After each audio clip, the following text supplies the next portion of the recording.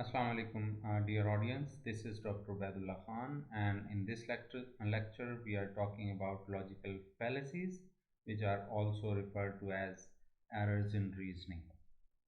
First of all, let me introduce myself. I have done PhD in English linguistics from National University of Modern Languages. I hold MA degrees in TEFL, which is Teaching of English as Foreign Language, as well as in English language and literature. And I'm a Cambridge certified teacher trainer with almost 19-year teaching experience. So in this lecture, we are going to have a look at these headings. First of all, we are going to talk about what logical fallacy is, and then we'll be moving to different logical fallacies that we have included for this lecture. So first of them would be ad hominem, second one is straw man, third one is appeal to authority, slippery slope is the next, and then we have false dilemma, and then circular reasoning and appeal to ignorance. Let's move to the definition of logical fallacies. As I stated in the beginning, that logical fallacy is referred to as error in reasoning. When we are making an argument, at times due to these logical fallacies, our argument can be considered flawed or invalid. So these arguments, they appear to be logical or persuasive apparently, but actually they contain faulty reasoning, and we'll have a look at how these reasonings can be false, how the reasoning can be false in these ways. Now, the purpose of identification of these logical fallacies is that it helps us in critical thinking, in evaluation of arguments that other people are making, and in constructing sound reasoning. Here are some common examples of logical fallacies. The first one is ad hominem, which is attacking the speaker rather than addressing argument. So when the person is speaking and making an argument, what you are supposed to do is to respond to the argument rather than attacking the speaker. So if you are engaging with ideas or claims, that means you are responding to the argument, and instead if you start attacking the character or motives or personal attributes of the speaker, that makes it a logical fallacy. An example of such logical fallacy is that you shouldn't listen to her argument because she is a known liar. So the person is attacking the character of the speaker rather than responding to the argument. Now, second one is straw man fallacy, misrepresenting an argument to make it easy to attack. Now, if you are misrepresenting an argument, or if you are distorting somebody's argument, it becomes easy to attack. So you are not trying to respond to the actual argument, but in this fallacy you set up a weakened or exaggerated version of it so that it becomes easy to refute that argument. Now, example of such fallacy, straw man fallacy, is that you think we should have stricter regulations on pollution. So you are saying we should shut down all industries and throw people out of work. Now you can see how the respondent is trying to belittle the speaker, and how the respondent is trying to find fault in the argument and taking it to some other direction, which is not what the speaker intends to say. Third one is appeal to authority, referring to appeal of someone in authority instead of giving logical answer. So in this kind of fallacy, when you are relying on the opinion or testimony of an authority figure, and that is the basis on which you are building your argument. You do not have any logical point to support your argument, but you are saying that Mr. Such and such, or Dr. Such and such, or Professor such and such said that. So you can see the example. Dr. Smith says that climate change is a hoax, so it must be true.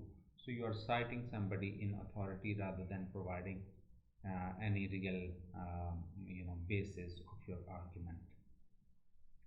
Fourth one is slippery slope. And slippery slope is a small action will lead to negative actions. So if you are saying this, if you are asserting that a small or moderate action or decision is going to lead to a series of increasingly negative consequences, and you do not have any sufficient evidence to claim that this chain of events, this chain of actions is going to start. So, not getting accepted to college will ruin your life. Now, the speaker is making this claim, whereas getting to college or getting accepted to college is not the sole thing one can do in one's life. You might have several other opportunities of success in your life. For example, becoming a businessman or doing some other job. Fifth one is false dilemma.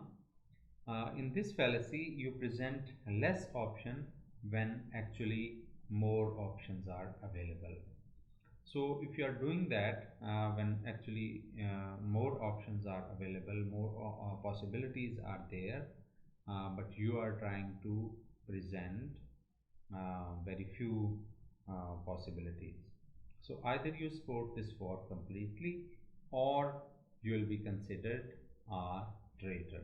Or just like America had said to Pakistan, either you are with us, or we will suppose that you are against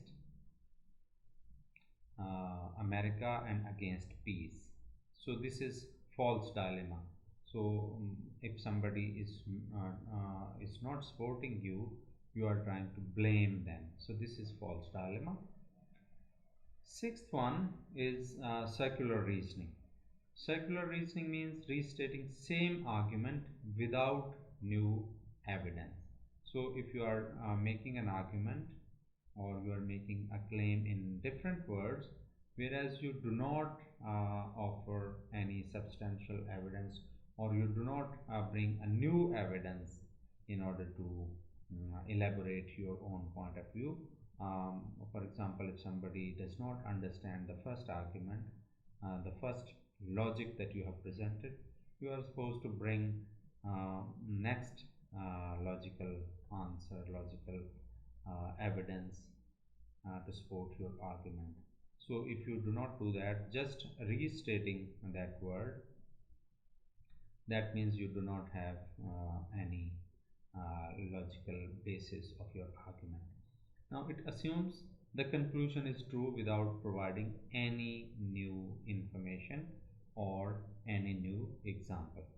Now I know the book is true because it says so in the book itself. Well, the book is there, so you do not have any point to prove that the book is true, but because the book is saying so itself, the book itself is claiming that it is true, that cannot be the reason. You need to objectively um, test the claim made in the book. So this is circular reasoning. Seventh one, the last one in this lecture, is appeal to ignorance. Something is true because it hasn't been proven false. So if you are making this kind of argument, then that is also referred to as fallacy. So if you are arguing that something must be true because it hasn't been proven false, or it must be false because it hasn't been proven true, so that is referred to as appeal to ignorance. Now what you are trying to do is you are relying on the absence of evidence rather than presenting positive evidence. So If you do not have um, for example, you want to prove that somebody is a murderer, so instead of presenting an evidence of the person present on the scene being the murderer, um, you are not presenting any kind of evidence, but you are saying that because there is nobody else on the scene, that's why um, X must be the murderer. So this is appeal to ignorance. No one has proved that aliens don't exist, so they must be real. So if something has not been proven um, to be false, it cannot be true.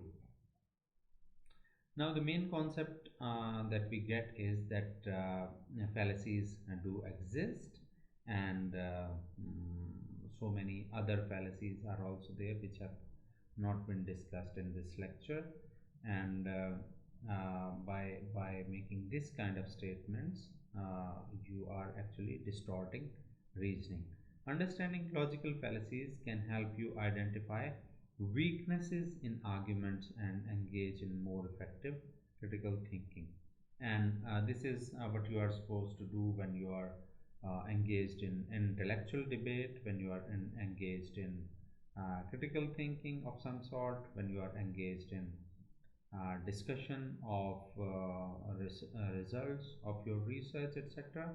So you are supposed to critically analyze the arguments that somebody else has presented, and similarly your arguments might also be evaluated by others.